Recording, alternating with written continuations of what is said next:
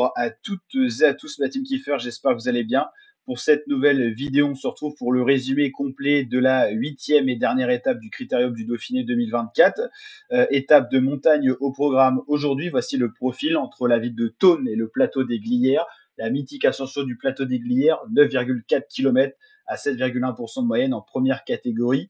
Un monument est d'ailleurs édité en haut de ce plateau des Glières en hommage aux résistants qui ont combattu lors de la Deuxième Guerre mondiale pour libérer notamment la France.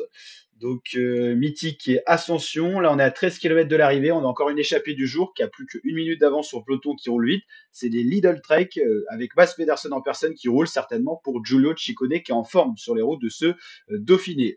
Voici les rescapés de l'échappée matinale. On retrouve le champion des États-Unis, Sean Quinn pour la IF. On retrouve David Gaudu pour la Groupama FDJ. On retrouve Warren Barguil pour la DSM. Bruno Amirail pour la Decathlon AG2R. Ou encore des coureurs de la formation UAE. Voilà. Guillaume Martin également là pour la Cofidis. C'est un coureur de la Visma Light the Bike. Voici tous les coureurs à l'avant. Le peloton qui roule bien, encore un peloton fourni avec ici Mathieu Jorgensen, un homme en forme de cette semaine de course, maillot blanc, meilleur jeune pour la Visma Light the Bike. L'échappée est toujours au complet. Ici, c'est un coureur qui se relève du peloton, un équipier du maillot jaune Primoz Roglic en la personne de Bob Jungels qui se relève.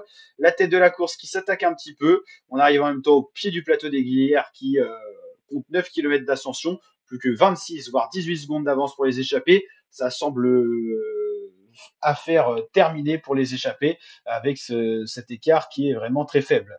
Voilà, le groupe David Gaudu un peu en difficulté dans l'échappée et il n'y a plus que deux hommes en tête, le champion des États-Unis, Sean Quinn, suivi de Guillaume Martin, mais il ne compte plus que 17 secondes d'avance sur le peloton maillot jaune, ça semble compliqué.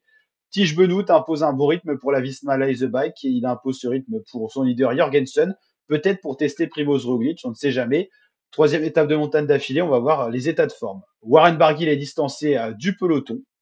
Voilà, le breton distancé. Tandis que Giulio Ciccone est le premier attaqué dans le peloton. Assez loin en général, il est à 2 minutes 40. Il va essayer de jouer la victoire d'étape. Il y a encore des échappés devant. Il reprend les hommes qui étaient dans l'échappée un par un. Il revient d'ailleurs sur Guillaume Martin qui était le seul rescapé de l'échappée.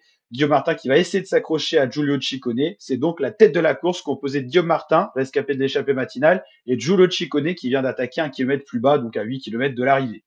David Gaudu repris par le peloton, il va être tout de suite distancé. Marc Solet, qui est distancé également du peloton, lui qui avait été dans une sacrée vadrouille lors de l'étape 7. Pavel Sivakov a d'ailleurs abandonné, donc plus de leader pour la UAE, étant donné en plus que Marc Soler est distancé. Giulio Ciccone s'est séparé de Guillaume Martin, il est donc seul en tête à 13 secondes d'avance sur le peloton. Peloton emmené par les Boransgreux et Jane Lay. Derrière, on a Vlasov et après Roglic, le leader, le maillot jaune. Guillaume Martin qui va se faire reprendre à son tour. 16 secondes pour Ciccone d'avance et David Gaudu lui était distancé alors qu'il était dans l'échappée, il s'est fait rattraper par le peloton. Un homme en tête, 20 secondes d'avance, attaque de Lorenz de plus, enfin c'est pas une attaque, c'est plutôt un gros tempo pour préparer le terrain pour Carlos Rodriguez très certainement, ça crée beaucoup de dégâts dans le peloton, mais les principaux favoris sont là. Ciccone est juste là, Giulio Ciccone qui va se faire rattraper par le peloton et l'attaque cette fois de Carlos Rodriguez, il se dresse sur les pédales, suivi tout de suite par Primoz Roglic, on est à 5 km du sommet, tous les plus gros leaders sont là. Non, c'est encore Lorenz de plus qui roule. Roglic, Jorgensen, Derek G impressionnant, Carlos Rodriguez et Giulio Ciccone. Miguel Landa distancé, cette fois c'est Carlos Rodriguez qui attaque, pas suivi directement par Primoz Roglic. Est-ce qu'il est en difficulté? Rodriguez, Jorgensen de plus et plus loin Roglic, Derek G, Ciccone et Buitrago. Grosse attaque de Carlos Rodriguez qui va essayer d'aller chercher la victoire d'étape. Primoz Roglic est en difficulté. On est à 5 km du sommet. On sait que Roglic, au général, il compte 1 minute d'avance sur Jorgensen, qui est le danger le plus proche, et son dauphin, le deuxième du général. On a donc un duo de poursuite derrière le groupe des leaders, Ciccone, Roglic, le maillot jaune en personne qui est en difficulté. Et on va aller voir qui on a devant, justement, Jorgensen, qui peut être le grand gagnant de la journée. Il peut aller chercher le maillot jaune sur la dernière étape. Jorgensen, il a gagné Paris-Nice 2024 sur la dernière étape. Il va essayer de reproduire ce schéma-là. Le maillot blanc est très en forme. C'est le deuxième du général. Carlos Rodriguez, lui, est cinquième. Derek G, lui, est troisième. On a deux plus aussi, Buitrago. Voici un peu l'identité des 5 hommes de tête. Jorgensen, Buitrago, Rodriguez, de plus G. C'est que des leaders avec un étonnant Derek G. 13 secondes de déboire pour Roglic, mais il reste encore 4,6 km. Roglic n'est plus entouré d'équipiers, le plus proche est Vlasov, mais il est un peu loin derrière. Ça accélère à l'initiative de Derek G. C'est fatal à Lorenz de plus et à Santiago Buitrago. Ils sont plus que 3 devant et ça accélère. Ça fait pas les affaires de Roglic qui peut perdre son maillot jaune au profit de Jorgensen. Mais voilà, Roglic accroche, il n'est pas distancé, il règle très bien son tempo. Il est dans un contre-la-montre. Lui, l'objectif, c'est de perdre moins d'une minute, moins de 50 secondes parce qu'il y a 10 secondes de modification à l'arrivée. Jorgensen, Rodriguez, G, c'est le trio de tête, 20 secondes d'avance et 20 secondes de perdu sur le maillot jaune. Enfin, le maillot jaune a perdu 20 secondes sur ce trio-là. Evenpool n'est pas si loin derrière, il est qu'à 10 secondes derrière Roglic, il pourra peut-être revenir, il gère son ascension au tempo, il est justement avec Vlasov et Oyer Loscano pour la Movistar et le champion d'Espagne. C'est dur ici pour Lorenz de plus, mais bon, c'est comme ça, c'est pas le leader de son équipe. Vlasov Evenpool en contre derrière Roglic, derrière ce duo-là.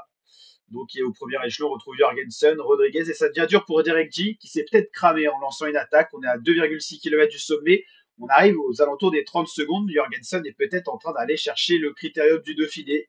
Il est bien parti, l'Américain, très en forme, plus régulier que Primoz Roglic, qui a été très fort sur les deux premières étapes de montagne, la 6 et la 7. Et sur la 8, il est en train de totalement craquer le maillot jaune, qui a plus de 30 secondes, alors qu'il reste encore 2 km d'ascension avec des petits replats quand même. Jorgensen l'a compris, il peut aller chercher le Dauphiné, il accélère donc. Cette accélération va faire du mal à ses compagnons d'échapper, on peut dire. Ça va être fatal à Derek G, qui a bien accéléré, mais qui est distancé. Le troisième du général n'est plus parmi le groupe de tête, composé de deux coureurs, Matteo Jorgensen et Carlos Rodriguez pour la Ineos. Deux coureurs qui n'ont pas encore gagné d'étape sur ce Dauphiné, donc ils vont essayer d'aller chercher l'étape. Et pour Jorgensen, il peut rêver du maillot jaune. Carlos Rodriguez, il peut rêver de se replacer au général, mais il est quand même loin, il est cinquième. Et il y a du monde, Derek G. Et par exemple, il faudrait qu'il reprenne 40 secondes pour essayer de passer devant. Donc Carlos Rodriguez, ça sera compliqué.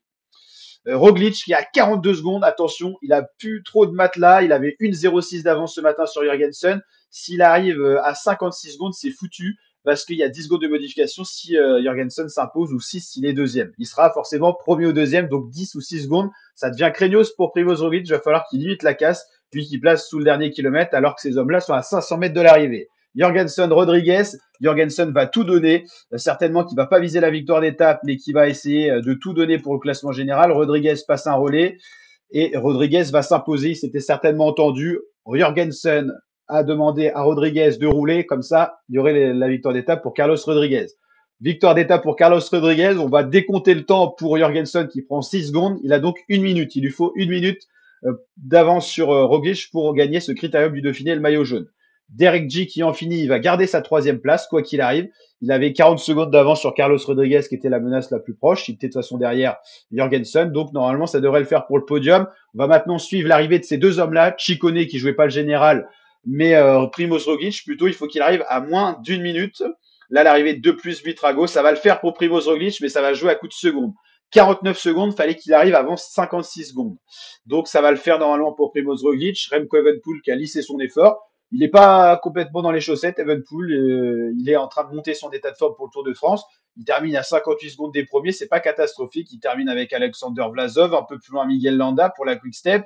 On retrouve ici Oyer Lascano.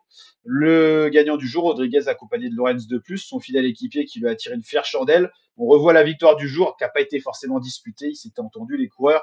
Un pour le général, un autre pour la victoire d'étape. Arrivé d'encore d'autres coureurs. On a Luis Menches, Guillaume Martin, premier français de l'étape. On retrouve le classement de l'étape. Victoire de Carlos Rodriguez devant Jorgensen, Derek G, Lorenz de plus, Buitrago, Roglic qui finit à 48 secondes. Défaillance de Primoz Roglic aujourd'hui qui termine en même temps que Ciccone. Evenepoel qui termine à 10 secondes de Roglic, on l'a dit. Evenepoel n'est pas si loin que ça en termes de niveau et Vlasov Landa. On va aller voir maintenant le classement général, tandis que voilà les deux hommes qui ont brillé sur le général, Jorgensen Roglic. Roglic qui gagne le Dauphiné pour quelques secondes, on va aller voir ça. Voilà, petit clin d'œil aussi à l'histoire française, monument national à la résistance des Glières. On disait que c'était une montée mythique qui a vraiment une vision historique de ce qui s'est passé lors de la Seconde Guerre mondiale. Arrivé d'un petit groupe avec Godu, Barguil, voilà, on a pas mal de Français, Benoît aussi. Le général qui se joue pour 8 secondes. Primoz Roglic remporte son deuxième critérium du Dauphiné pour 8 secondes sur Matteo Jorgensen. Ça s'est joué à rien. Roglic a très bien géré son effort. Heureusement qu'il n'a pas eu une plus grosse défaillance parce que 8 secondes, ça s'est joué à rien. Derek G, grosse surprise de ce Dauphiné, termine troisième à 36 secondes.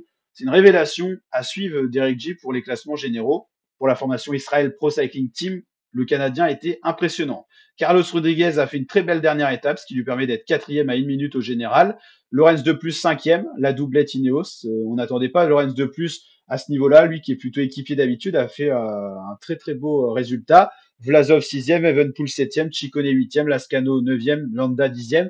Déception, aucun Français dans le top 10. Ils n'ont pas été au niveau. En tout cas, ce qui est sûr, c'est que c'est la victoire de Primoz Roglic aujourd'hui.